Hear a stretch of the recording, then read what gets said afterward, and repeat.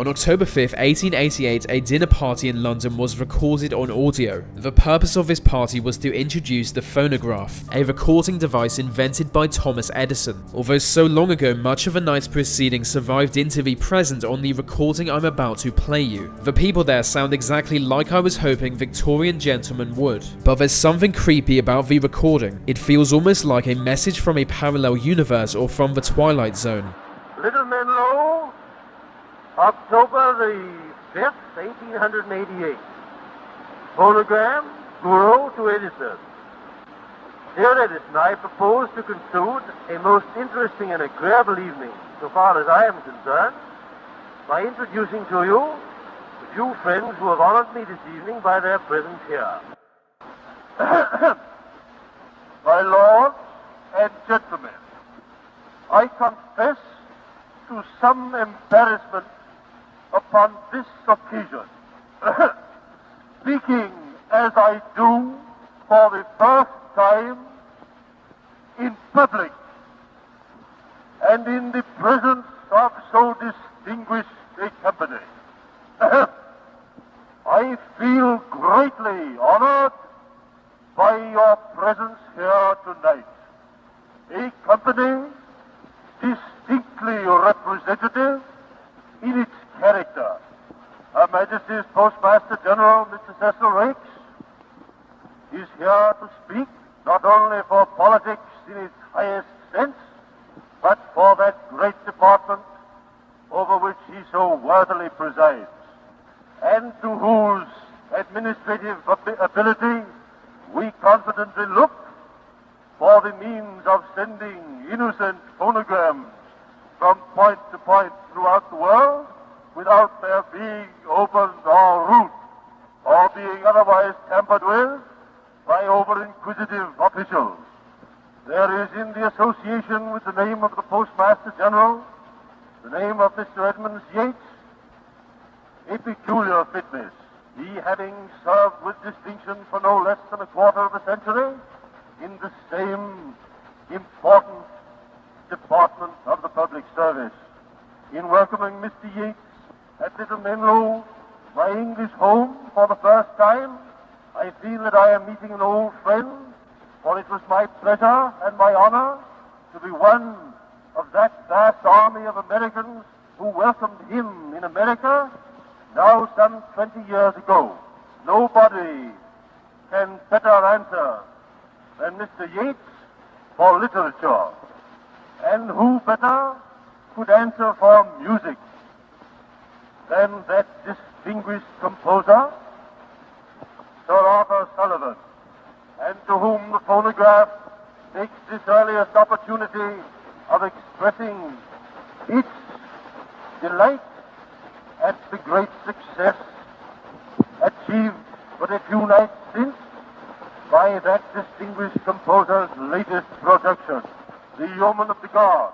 Now listen to the voice of Sir Arthur Sullivan. Dear Mr. Edison, if my friend Edmund Yates has been a little incoherent, it is in consequence of the excellent dinner, good wine that he has got. Therefore, I beg you will excuse him. He has his lucid intervals. For myself, I can only say that I am astonished and somewhat terrified at the result of this evening's experiment. Astonished at the wonderful power you have developed, and terrified at the thought that so much hideous, bad music may be put on record forever. But all the same, I think it is the most wonderful thing that I have ever experienced, and I congratulate you with all my heart on this wonderful discovery. Arthur Sullivan.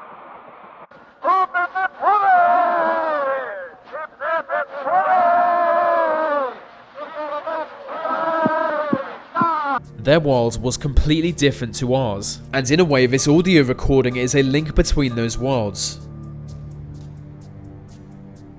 In the American Civil War, Confederate soldiers were known for their terrifying war cry. Union soldiers wrote about the sound of charging Southern soldiers, telling it could make any man feel fear. And so people who never witnessed the war wondered what the rebel yell sounded like. All they knew was it was shrill and said to be a cross between Celtic and Native American battle cries. But it was never recorded during the era. Luckily, some Confederate veterans lived long enough to see audio technology develop. In 1935, one of such veterans gave a battle cry for a radio station. He was 92 years old but records it clearly. Here it is.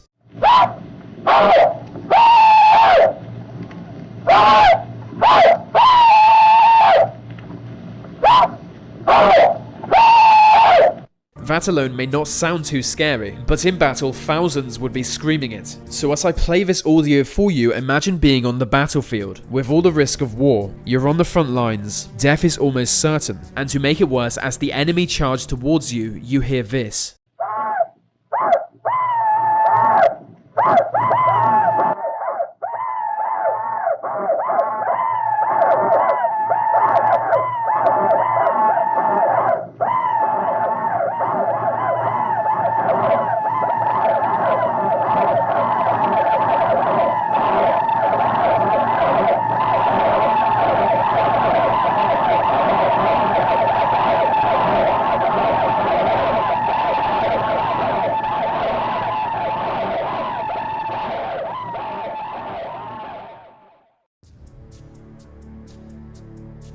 Alexander Graham Bell was a Scottish-Canadian-American inventor. In the late 19th century, he patented the telephone. At the time, many predicted the telephone would be a failure and never catch on. Clearly, they were wrong. Bell actually resented the success of the telephone as it overshadowed what he considered his better work. It got to the point where he refused to have a telephone in his study. It would be nice if the world could recognize him for his other work, but for the purposes of this video, let's just call him the telephone guy. One of the other things Mr. Telephone did was record an incredibly chilling message. Here it is. You are my heart,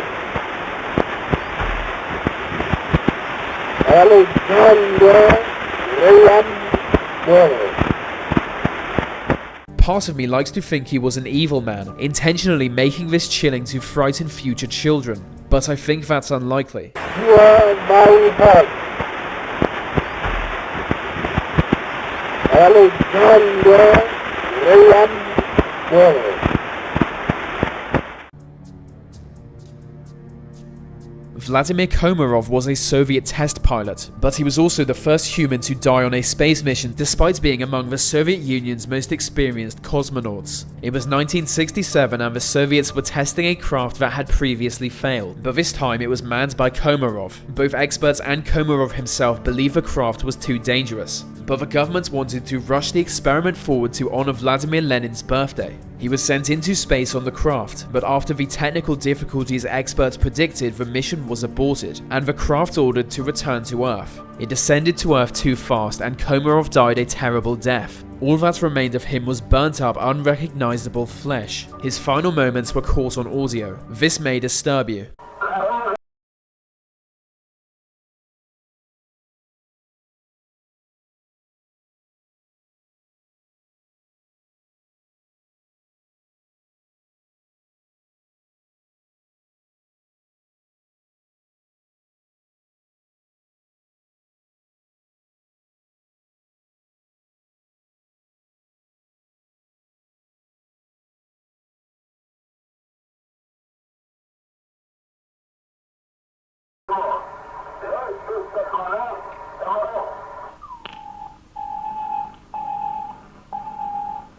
His last words were translated as expressions of anger at his senior officials for sending him to die willingly. No one alive today remembers when slavery was legal, but if there were former slaves still living, able to tell their stories, it would be quite chilling. In the 1940s, a series of interviews were done with elderly emancipated slaves. Listening back, these interviews give a disturbing glimpse into a world now largely misunderstood. Some of the people interviewed didn't even know how old they were, but Fountain Hughes was 101. He spoke about the hard work he was put to and life for slaves after abolition. My name is Fountain Hughes. I was born in Charlottesville, Virginia. My grandfather belonged to Thomas Jefferson. My grandfather was 115 years old when he died. And now I am 101 years old. So many people get in debt. When you want something, wait until you get the money and pay for it cash. That's what I've done. If I wanted anything, I waited until I got the money and I paid for it cash. I never bought nothing on time in my life. Now I'm 100 years old and I don't owe nobody 5 cents, but I ain't got no money either. I'm happy, just as happy as somebody that got millions. You can find the full recordings on YouTube. The Soviet Union carried out many secret experiments during the space race. This way they could only make public successful developments and quietly bury failures. There could be many disastrous space flights hidden from historical records that we today don't know about. Some say this next recording is evidence of one of them. They claim it's the voice of the first woman in space, recorded in 1961. It said that the flight of this unknown woman was forced to return to Earth extra fast due to a lack of supplies. Something went wrong and the entire craft was destroyed. This audio might be her final moments of desperation.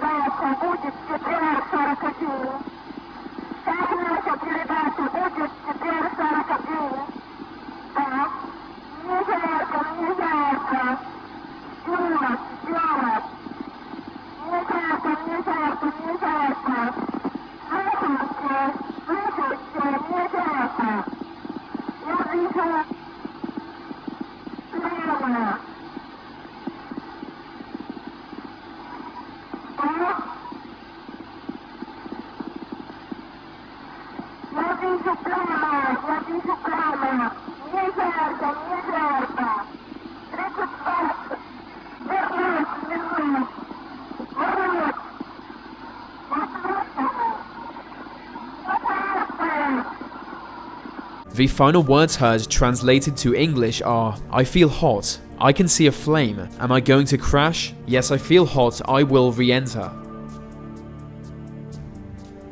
This image shows a 1953 nuclear weapons test in the Nevada desert. Unlike other tests, it was filmed for television, and so it gives us an extremely rare audio recording of an atomic blast. Due to the distance, there is a delay in the explosion and the sound of a blast.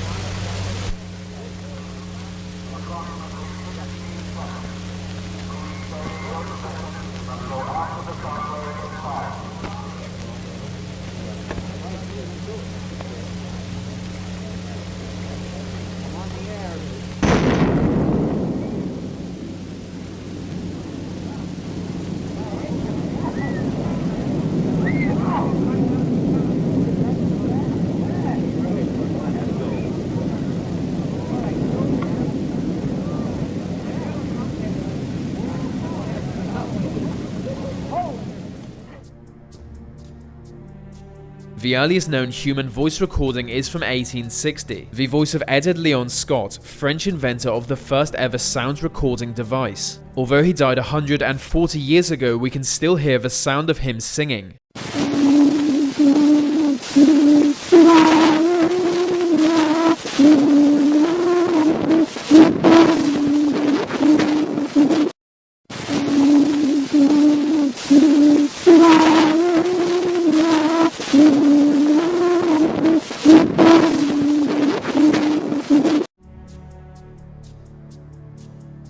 Alessandro Morsi was an Italian castrato singer, meaning he was castrated before puberty to maintain a high-pitched voice for his entire life. He was born in 1858, just 2 decades or so from when the practice was made illegal. Surviving into the 20th century, he was the only castrato to have his solo singing recorded. This is one of his songs.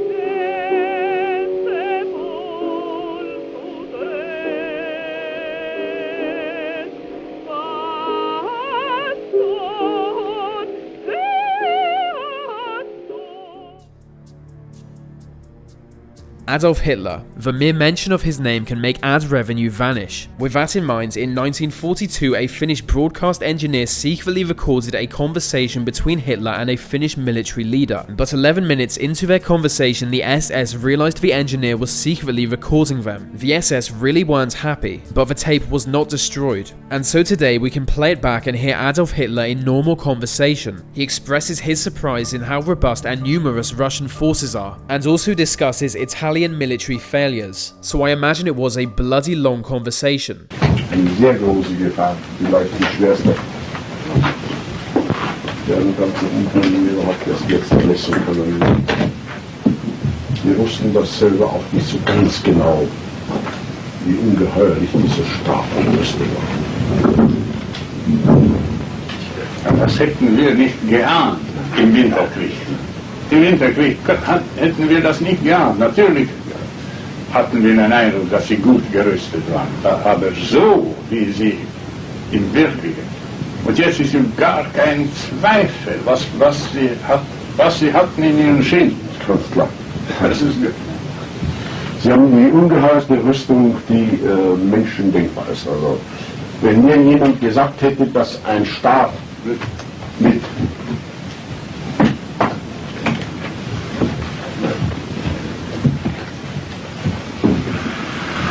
Wenn mir jemand gesagt hätte, dass ein Staat mit 35.000 Tanks antreten kann, dann hätte ich gesagt, sie sind wahnsinnig. 35.000 Panzer. Wir haben zurzeit über 34.000 Panzer vernichtet. Wenn mir das jemand gesagt hätte, ich hätte gesagt, wenn ein General von mir erklärt hätte, dass hier ein Staat 35.000 Panzer in dieser Ziele hat, Sie sehen alles doppelt oder zehnfach. Das ist Wahnsinn, Sie sehen Gespenster. Das haben wir nicht für möglich. Wir haben Fabriken gefunden, allein eine da in Kramaroskaya zum Beispiel. Das war vor 2 Jahren ein Bauer, wir hatten keine Ahnung. Heute ist dort eine Panzerfabrik, die in der ersten Schicht etwas über 30.000 und in den Vollausbau über 60.000 Arbeiter beschäftigt. Eine einzige Panzerfabrik. Wir haben sie besetzt. Eine gigantische Fabrik. Arbeitermassen, die allerdings über die Tiere leben. Im Donetsk-Gebiet.